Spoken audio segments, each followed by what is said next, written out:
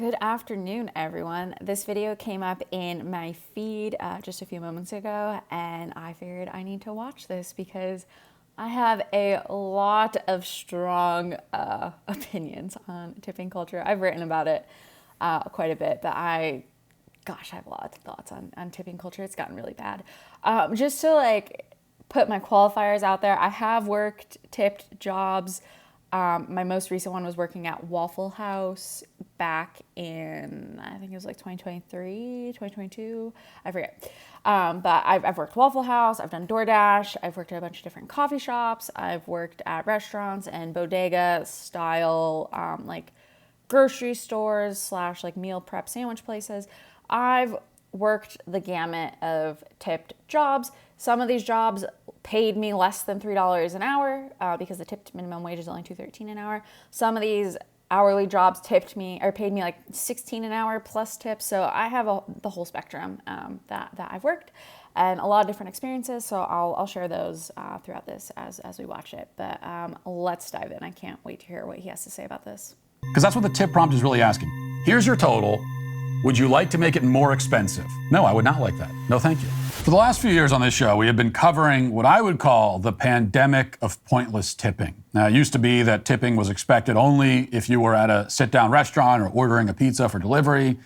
It's a simple time back then. Everybody knew the rules and expectations. You were asked to leave a tip only in very limited and specific circumstances, which meant that you could tip generously when those occasions arose. It was a win-win.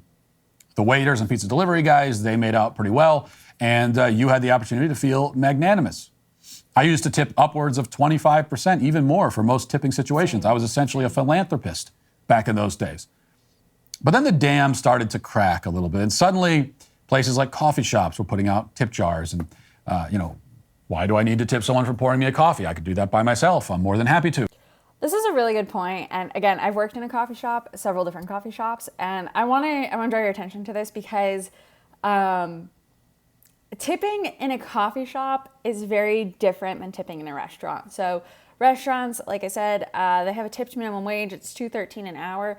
So the vast majority of people, if you sit down at a restaurant and you're being served a meal, you're essentially paying for the experience of being served that meal. The person who's serving you isn't actually taking home any money. The vast majority of their paycheck is actually going to go to taxes and that kind of stuff. So, and to give you some context, when I worked at Waffle House, I made $2.92 an hour, and I worked for about 7 hours. So it's about $21 an hour, or $21 per shift that I would make at Waffle House. Obviously, taxes were taken out of that. But Waffle House also charges a $3.15 meal credit, regardless of whether you eat your meal. So every shift I had to pay $3.15, which meant I basically worked an hour for free. So really, my take home for a shift was, probably less than $20. And so for a lot of people, they're making their money on the tips. They're not being paid a livable wage other than that, right? And so I think we all understand that, and for better or for worse, that's kind of how the US has been set up. The problem is when you get to places like coffee shops, or you go to fast casual places with counter service, where the expectation is that you are to tip at the same rate and the same way you would tip when you sit down in a restaurant. And coffee shops are particularly pernicious because there's really no skill involved in coffee. And I know there's going to be baristas out there who are like, well, I've been at this competition and I'm a world class, blah, blah, blah. Okay, it doesn't matter. You're not, and sure, maybe there's a few, handful of people who, sure, you might tip them, but at the end of the day, it's about the experience. It's not about, the coffee is a means to have an experience, right? You're not tipping because of the coffee and because it tastes particularly good. Maybe in limited circumstances you might, but for most people, they're tipping for the experience. And so if you're providing value through the experience of going to the coffee shop, then that might warrant a tip, right? But I love coffee shops. My dream someday is to own my own coffee shop / bookstore / workspace / whatever. I love coffee shops. I spend a lot of time in coffee shops. And I have noticed over the past maybe 5 years or so, since COVID. It's definitely gotten woker. Almost every barista you see looks the same hairstyle, haircut, multicolor, septum piercing, they, them pronouns, like everyone is the same. They all fly the LGBTQ flag, which I don't understand what any of that has to do with coffee. It's nothing against that community, but I don't know why you need to fly that flag at a coffee shop. It's just strange. It's very bizarre to me, like how political like coffee shops have become, to the point where like there's a couple coffee shops in mind here in Austin where I'm like hesitant to go to, just because it's not a safe place for political dissidents who don't agree with woke ideology. But they've become like these epicenters of like woke culture. So the experience isn't there. There's multiple times I've gone to coffee shops where the person has been like scrolling on TikTok and I've had to wait like several minutes to place an order. There's times where this was maybe not even a week ago. I went to a coffee shop. I placed the order with the barista on the other end, okay, right there. And then I was standing, waiting. And after 5 minutes, he stared and looked at me and said, "Oh, what, are you waiting for a drink?" I had ordered a drip coffee. Didn't need it didn't need anyone to pull a shot or steam milk. I ordered a drip coffee. You just pour, right? And the fact like that interaction, me like talking to this person, interfacing with him, and he couldn't like process an order where you're just pulling a lever to pour me a cup of coffee, was just like insane. And so it's like, why are you tipping for that?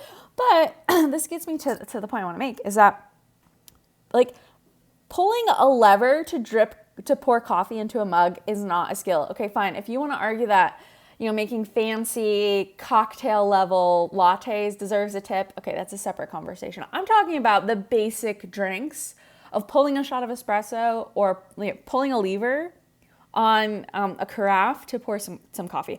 There's no skill involved in that. You're not providing me any exceptional service beyond just doing your job. And because of the woke culture within a lot of these coffee shops, like I don't even feel like the service is very good to begin with. Like I feel like there's an antagonism when I walk into the coffee shops.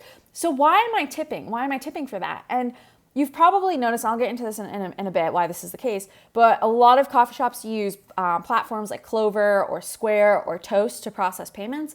And so there's usually a screen that faces you and it'll ask you for your tip. You want to leave a $1, $2, $3 tip, or like an 18, 20, 25% tip. Okay, let me just tell you, if you leave a $1 tip on a $3 cup of coffee, you're tipping more as a percentage of the total purchase value than what you would tip a waitress at a sit-down meal at a restaurant who's only making $2 an hour. And that's what's so pervasive and like insidious about this, is people who work at coffee shops are not making $2.13 an hour. I've worked some where it ranged from $10 an hour to like $16, $17 an hour plus tips, right? So yeah, in most cities, you probably do need tipping to get by because it's expensive, but you're making a substantially higher base pay than what folks in actual service industry jobs are making in waiters and waitresses, right? And so when you tip a barista, a woke barista at a coffee shop, 30%, a $1 tip on a $3 cup of coffee, and half the time they can't even do their job or they're too preoccupied scrolling that like the service is just horrible.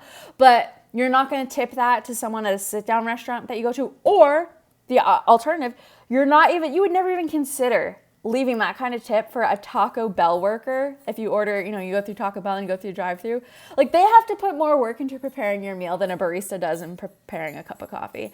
And everyone thinks it's totally fine that the barista deserves a $1 tip on a $3 cup of coffee. I'm talking black coffee. I'm not talking lattes. I'm talking a $1 tip on a $3 black drip coffee, right? That's culturally acceptable. But then we balk at the idea of paying like actual wait staff more, and we would definitely not pay like someone working Taco Bell or McDonald's or whatever a tip. And so like that's what's so insidious about it, is that the culture warriors who have literally set up shop at coffee shops and they're leading the vanguard of social justice are the ones like kind of what this says, emotional blackmail, right? Like they're demanding a tip and they don't do any work, and it's just it drives me nuts. Okay, I've ranted. Let's continue. Let me behind the counter. I'll handle it. Nobody ever bothered to justify the coffee shop tip jar, and we didn't have time to stop and think about it because next thing you know, sit-down restaurants started offering to-go options, but they still wanted tips even for that. We used to tip the waiter for serving the food. Now we're being asked to tip the guy who simply hands a bag of food across the counter. Yep. And we got to tip the same for that, we're told.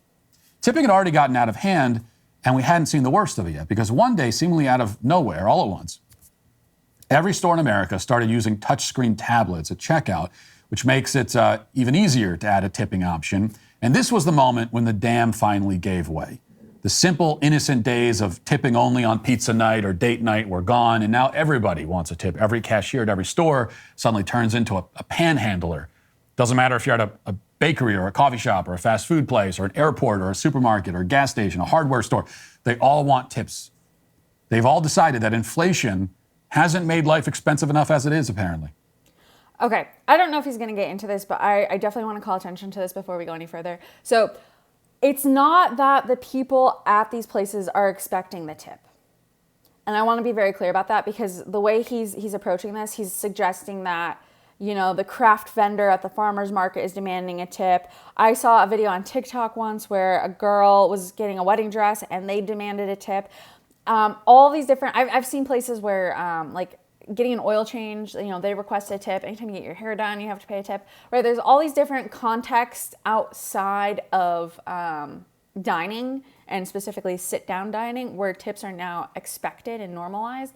And I want to caveat that I don't believe that the people working in these jobs necessarily expect or demand a tip. The problem comes down to the payment processing platforms that they're using. Like I said, a lot of these places are using Toast, they're using Square, and they are using Clover, right?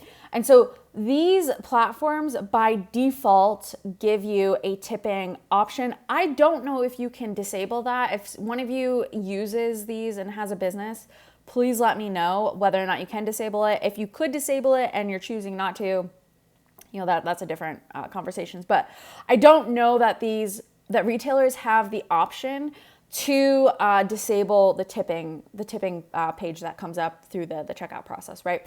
And I think there is a deliberate reason for that. So I want to draw your attention to Square's website, their resource page for support. So this talks about the fees and everything else about how they charge. And I want to draw your attention to this sentence here. Payment processing fees are taken out of the total amount of each transaction, including tax and tip. And so Square charges all these fees. They vary based on what kind of plan you subscribe to. They have different levels depending on the amount of business you bring in. But if you've never owned a business and you've never had to collect payment, the process of collecting payments is insanely expensive. There's so many fees. It's just absurd. It's just a real pain, right? And then look at this. Like, these are all different ways you can collect fees. And so there's, you know, tap to pay, contact, swipe, you know, your e-commerce API, subscriptions have a different fee, Cash App Pay has a different fee, invoicing has a different fee. If you use Afterpay, there's all these different fees, right? And so what this means is payment processing fees are taken out of the total amount of each transaction, including tax and tip. The reason why tips are defaulted, I think at like 20% on like Square's tablet. And if you're a business owner, you don't change it, this is why it comes up as default, or like the 1, 2, 3 option, is because Square makes money. Square makes money when you tip. So you think you are giving this to the barista, right? So if you swipe your card and you get a cup of coffee, you pay $1 tip, right? 2.6 whatever percent, depending on how you pay, 2 to 3% of that plus 30 cents or whatever is being deducted for the processing fee. And then of course, if your tip is from a credit card or a debit card and it's not cash, it's going to go onto their W-2 pay stub. And so that is taxed. I don't know what the new bill plan, the beautiful bill, whatever. I know there's a no tax on tips provision that was part of that. And I've heard mixed things. So someone tell me what it actually is with that. But My understanding is it's only for cash tips, which people don't claim on their taxes anyways, wink, wink. It's, just for the credit cards. And so I don't even know if people will benefit from it. But basically, okay, so if you swipe a credit card, Square is going to take its fees, right? The payment processing is going to it's going to be put onto your paycheck, which is then going to be taxed. And then I've worked with at least two businesses at this point: a coffee shop, a bodega grocery store kind of thing, and then a restaurant, where in two separate cases, class action lawsuits were filed because in both cases, completely unrelated, different business owners about like a decade apart, withheld tips. Because they control this processing system. They controlled whatever processing system they were using. So you would go to like a bodega style grocery store, and kind of like what Matt Walsh is saying here, like everyone's expecting a tip, and you would swipe, and it's not even guaranteed that the people you're tipping are actually receiving the tip. Again, I've been part of two, at this point, class action lawsuits where the employers withheld tips. I didn't even know it. I had no idea they were withholding tips from me until like a random lawyer was like, hey, you're part of this class action lawsuit. Want to join in? But basically, assuming there's no way to disable the tipping option on a lot of these payment processing platforms, they're defaulted and included, and they want you to pay the tip because they collect fees. It's all about this right here. Payment processing fees are taken out of the total amount of each transaction, including tax and tip. So there's like this psyop that's happening to get you to pay more. Like the higher your grand total is when you check out, the more they benefit. The more Square and Toast and Clover and all these payment processors benefit. And then, of course, there's a separate transaction fees that MasterCard and Visa swipe or charge, right? So if you're swiping a card that's processed through them, like every part of the payment process, unless you're using cash, if you're using a card, every part of the process, someone is taking a percentage of the fee, right? And so the higher, and it's all percentage based. So the higher the grand total is at checkout, the more fees they collect. So there's a strong incentive for you to spend more money. So if you tip 20% at a coffee shop, that's good business for Square. So that's really who you're helping out. You're not actually helping out the barista. And even as these industries intentionally make their already too expensive goods and services even more expensive, the quality of the goods and services declined. Yep. The website retailcustomerexperience.com reported last year on a poll of over 96,000 consumers, which found that the quality of customer service has dipped dramatically. So if you've noticed a significant increase in the number of customer service workers who are totally disinterested and generally incompetent and often openly angry at you for walking into their establishment to begin with, that's not your imagination. Like, we've all noticed the same thing. And yet, at this precise moment, when service has never been worse, we're being asked to pay more than we ever have for it. But at least if you're tipping a, sullen and lazy customer service employee, you're still tipping an actual employee. You're tipping someone. You're tipping a human being. Increasingly, even that is starting to change. The Wall Street Journal reports this week, quote, tipping at self-checkout has customers crying emotional blackmail. Zero interaction with employees during a transaction no longer guarantees freedom from the moral quandary of how much to tip. Prompts to leave 20% at self-checkout machines at airports, stadiums, cookie shops, cafes across the country are rankling consumers already inundated by the proliferation. I've experienced this, I think at Crumble. I went to Crumble and I got a single cookie once, and I think it had a 20% tip option, and I was like, you've got to be kidding me. Again, I think it's because of like I was saying before, it's because of the payment processing platforms. I will add to this though, from my, a millennial experience, someone who goes to a lot of coffee shops, I always tipped as well because I felt like I was taking up space. So if I go to a coffee shop and I know I'm going to be there for a couple hours and doing work, it's kind of been ingrained in me to like leave a good tip and like buy a pastry and a coffee and then leave a good tip on top of that because I was taking up physical space within the coffee shop. But as quality of service has declined, like he was saying, I've stopped doing that. Again, I think that was subconsciously programmed into me. Like, it's almost like a moral imperative to tip well, and for the reasons I was saying before, because tipped workers are historically only paid, $2.13 an hour, and so there's this I think, a moral imperative to tip more. But once I started, breaking through my own like subconscious and started thinking, oh wow, why am I leaving $1 tip on a $3 cup of coffee? This person serving me fundamentally hates me. If they knew my political beliefs, if they, had a conversation with me, they would hate me. So why am I giving this person money? Just things like that. I started to asking some critical questions. I owned a business and used Square, so I got to see firsthand how the payments and the processing fees came out, and saw even right now, right? I write on Substack. Substack partners with Stripe. My fee structure on Substack is $5 a month or $35 per year. So if you want to subscribe, I would love it if you would do that. But every time I get a $5 a month subscription fee, the actual cash that hits my bank account is anywhere from like $3.95 to like $4.10. And then same with a monthly subscription, it's usually like $29 to $31, depending on the currency that's being paid and all that kind of stuff.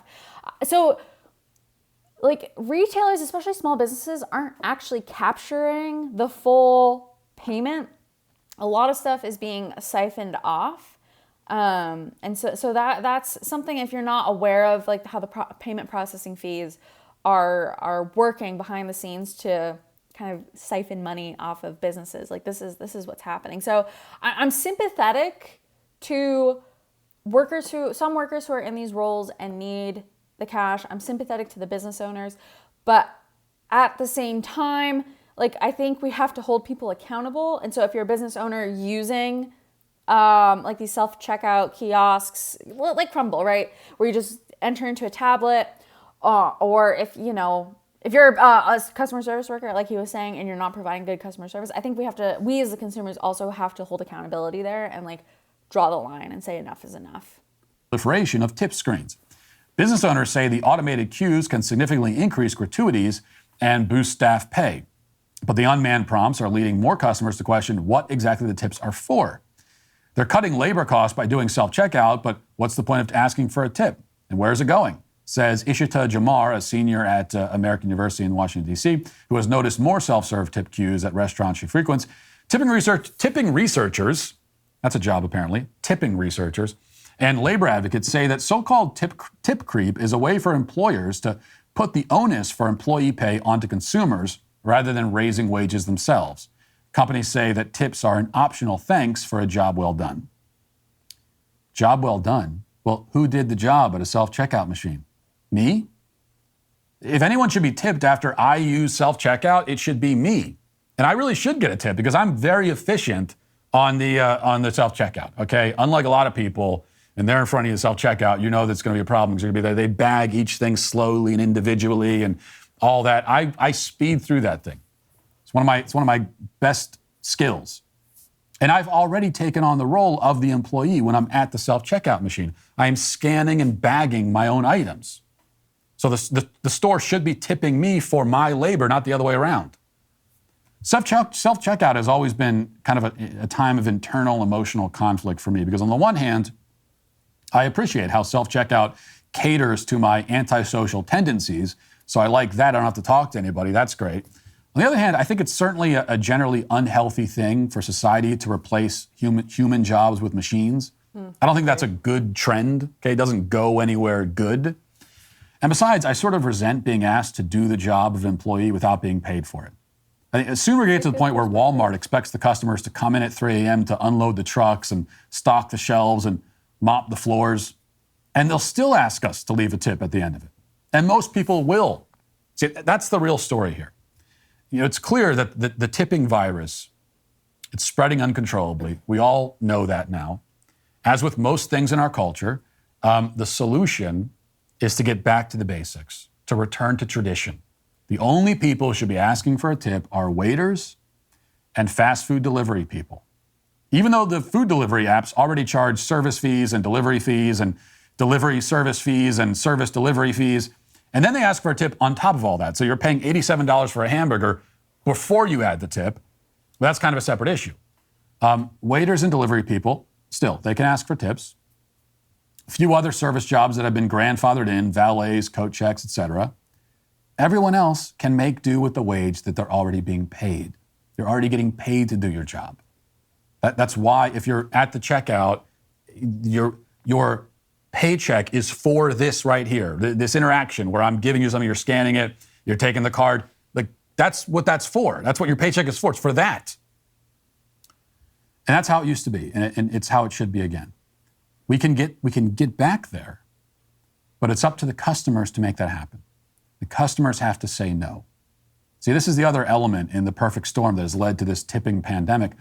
Most people in our culture, they don't know how to say no. They were never told no as kids. They never tell their own kids no. They never tell anyone no. They tolerate everything, they accept everything, and they leave a tip whenever the prompt comes up because they don't want to say no in that context either. We have to recapture the long-lost art of saying no. And as much as I complain about the proliferation of tipping, I'm really complaining on behalf of all of those people who are suckered into it, because it's not actually a problem for me personally. I have no trouble saying no. I will hit the no tip option on the checkout prompt without feeling the slightest tinge of guilt. Okay, even if it's one of those things.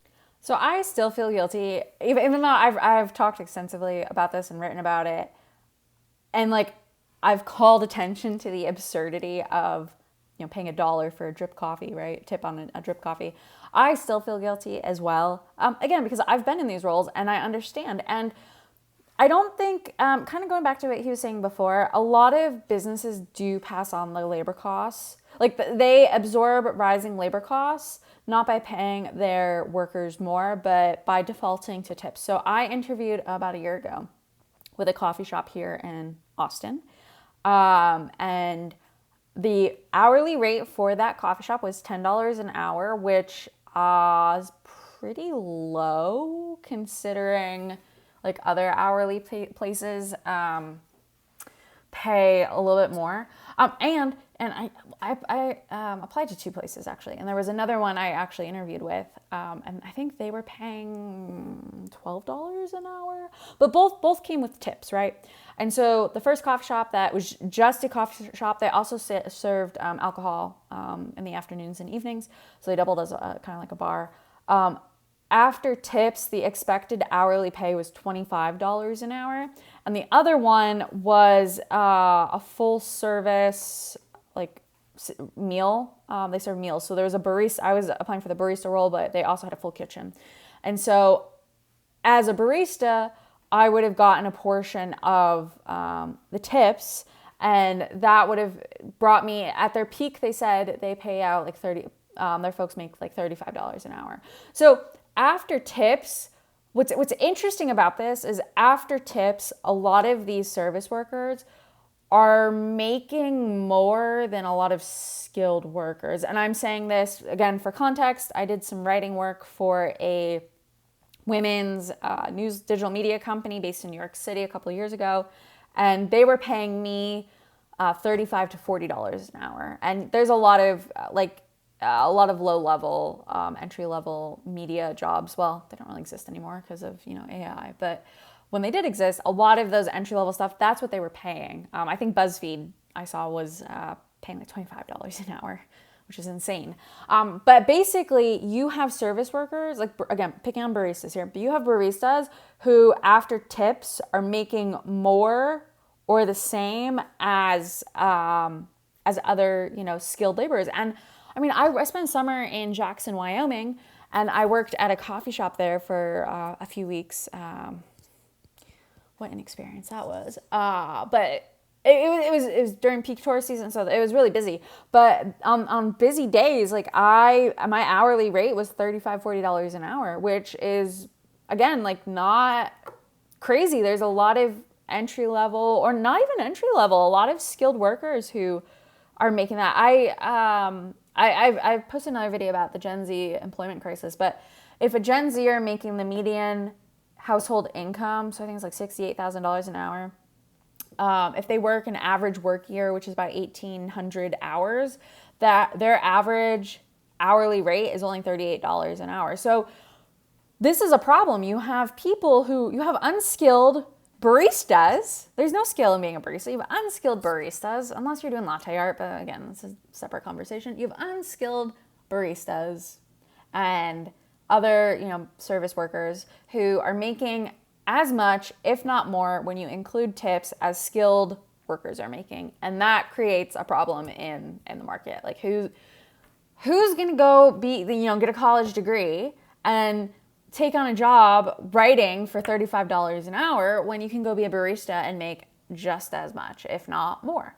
And so that's a really important conversation. But another trend within this, and this kind of gets back to what he was saying with the self-checkout and all that kind of stuff, is there's been a degradation in the quality of service. So you go to, I call them like self-serve countertop cafes. So, like your Sweet Greens, but like not the chains, yes, like Sweet Greens, Chipotle's, those kinds of places, but then also like local stuff as well. You go to a counter, right? You hold a menu in your hand, you go to a counter, you place your order with someone who's probably using like a Square POS system. So they're clicky clack and typing your order in.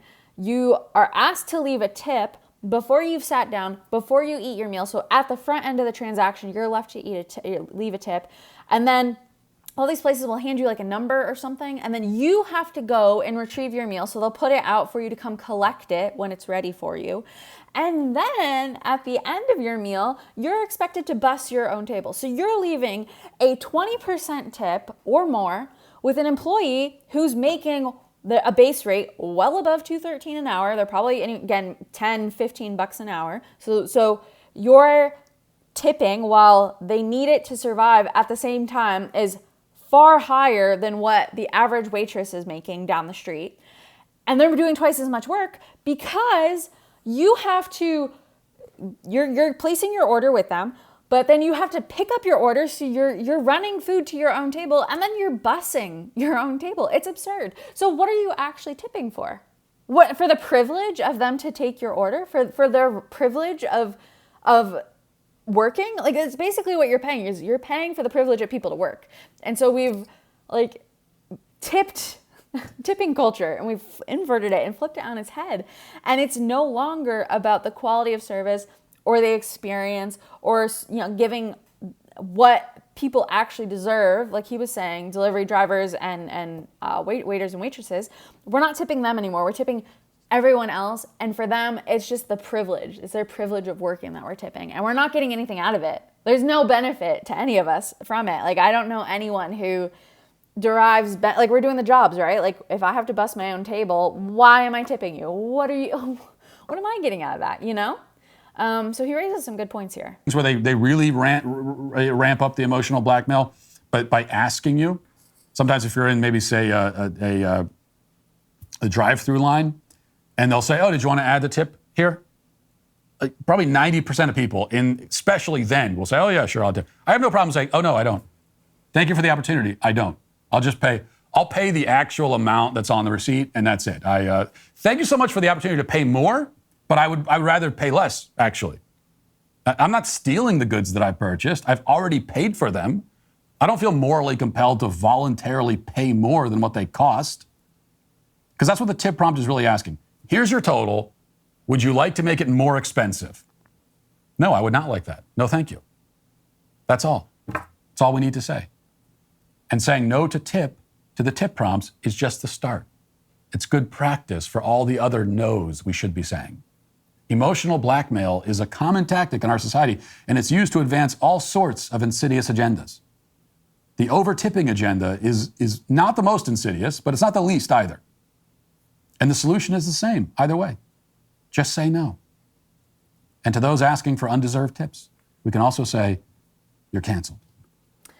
Okay, I want to share a story with you, and then I'll share some ideas I have on how we can solve this problem. But the emotional blackmail is absolutely real, because I say this because I've been to restaurants here in Austin where they have a livable wage. So the expectation, they put on their menu, they say, this is a living wage restaurant, everyone is paid a living wage.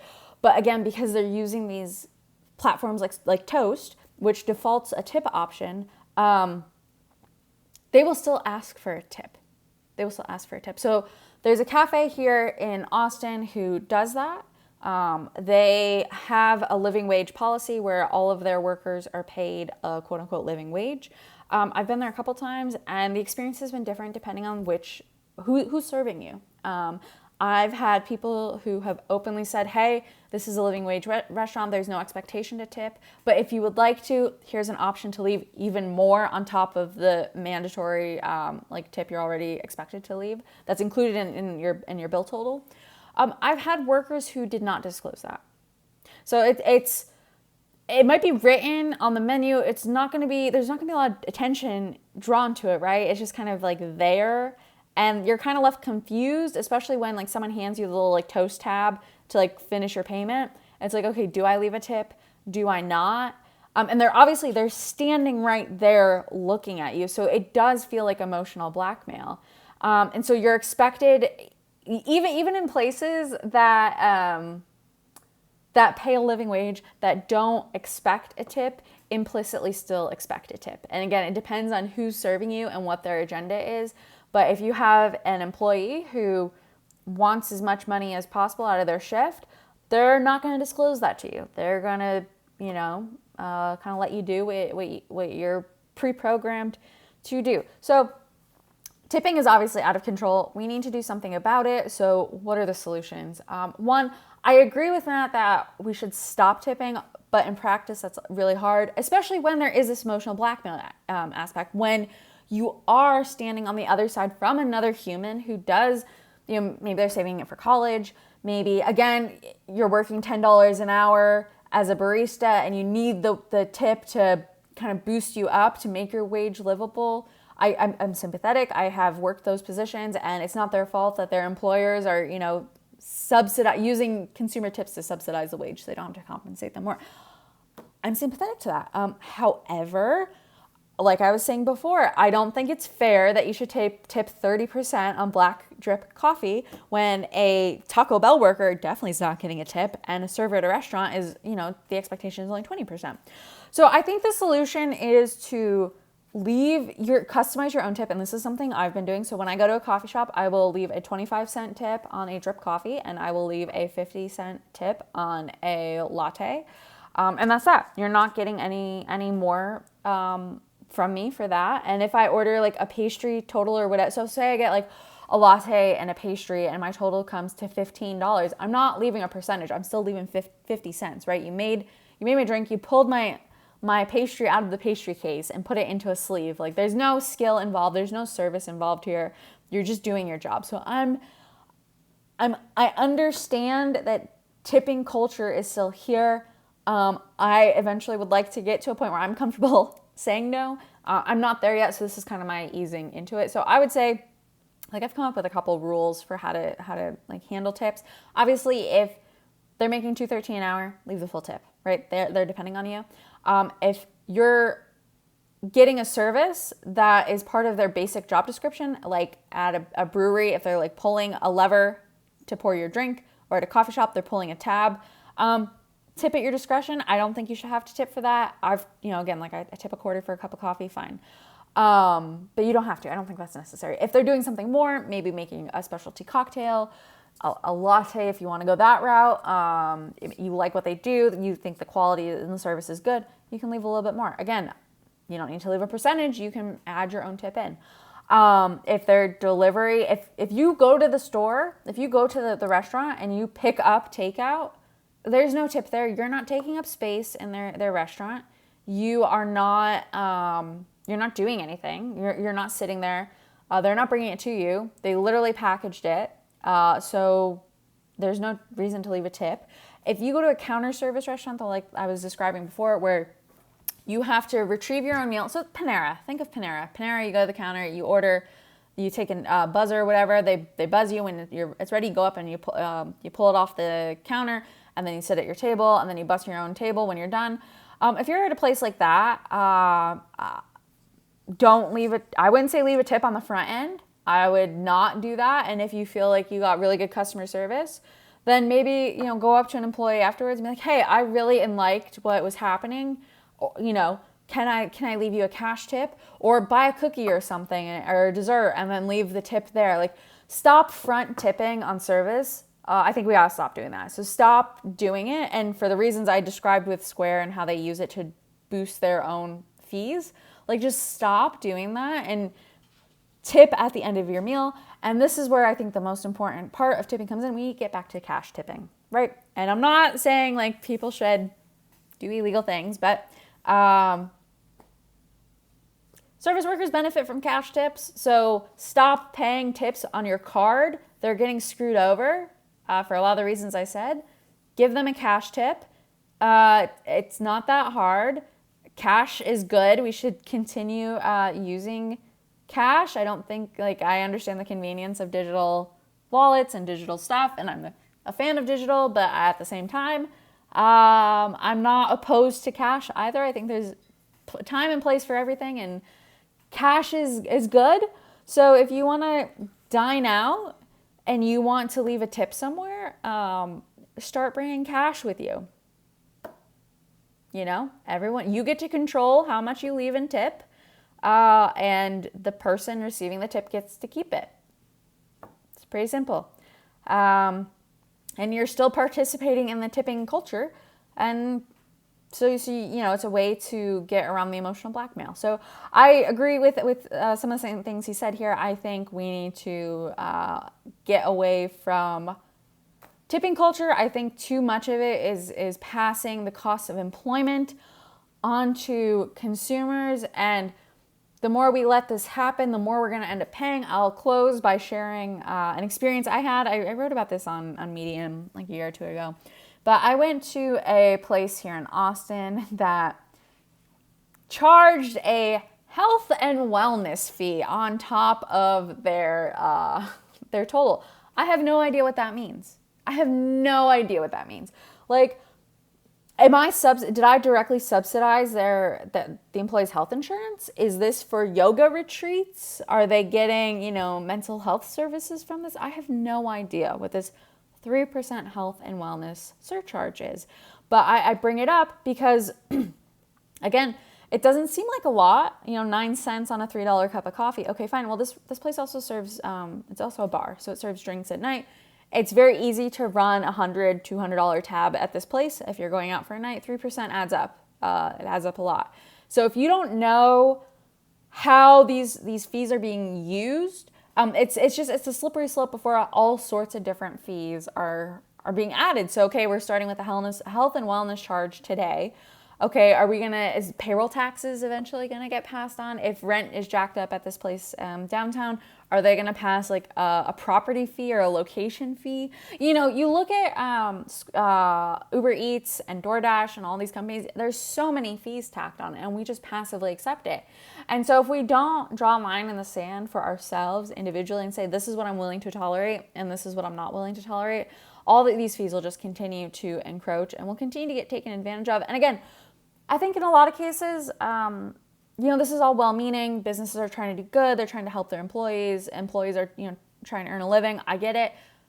But then I've experienced some instances where employers are hiding the fact that tips are being collected. They are withholding tips from their employees. They're not disclosing how stuff is being used and how money is being used. So the more money you give to a company, whether, you know, it's a mom and pop or a large corporation, unless you know how that money is being passed on to the employee, don't assume that this health and wellness charge is being passed on to the employee. Don't assume that your tip is going to the employee either. And so I think that's important. I think people need to start, you know, considering and being a little bit more skeptical. Don't just assume because you've tipped and you've placated, you know, the person on the other side of the counter. Don't assume that the cash you've just transferred to them is actually going to them. Like, do a little bit of homework yourself and ask why you're tipping, how much is actually going to them, and create some boundaries for yourself. That's really all this is. This is about establishing boundaries and upholding them. So that's my take on tipping. If you found value in this and you appreciate this perspective, I would love it if you would subscribe. That would help me build up this channel. And if you have thoughts or experiences on tipping, please feel free to leave them in the comments below. All right, I'll see you in the next video.